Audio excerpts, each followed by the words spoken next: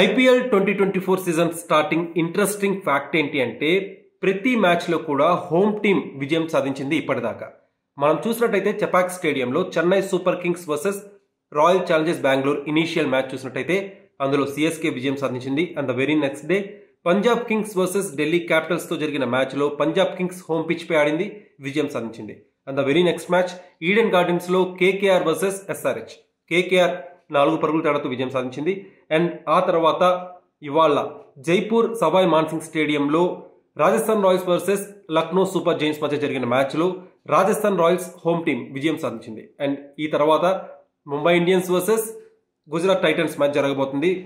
ఈ మ్యాచ్ వచ్చేసి గుజరాత్లోని నరేంద్ర మోదీ స్టేడియంలో జరగబోతుంది. సో గుజరాత్ హోమ్ పిచ్ పై ఆడబోతుంది. అండ్ ఈ మ్యాచ్లో కూడా గుజరాత్ విజయం సాధిస్తుందా లేకపోతే ఈ సెంటిమెంట్కి ముంబై చెక్ పెడుతుందా లేదనేది ఇప్పుడు ఇంట్రెస్టింగ్గా మారింది.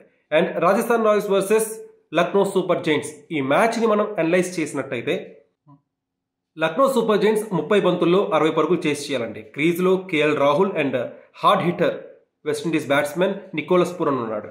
నికోలస్ పూరన్ గురించి మనం చెప్పేదే ఉంది. ఆయన ఐపీఎల్ 2023లో ఆర్సీబీపై ఒక అన్బిలీవబుల్ చేశాడు.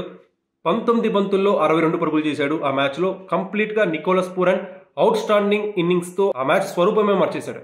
అలాంటి ఇన్నింగ్స్ నికోలస్ పూరన్ ఇవాళ డిస్ప్లే చేస్తాడేమో, అలాంటి బ్యాటింగ్ డిస్ప్లే ఇవాళ నికోలస్ పూరన్ ఏమన్నా కనబరుస్తాడేమో అని చెప్పి చాలామంది లక్నో ఫ్యాన్స్ ఆశించారు. కానీ రాజస్థాన్ రాయల్స్ బౌలర్స్ అసలు నికోలస్ పూరన్కి ఏమాత్రం ఆ అవకాశం ఇవ్వలేదు.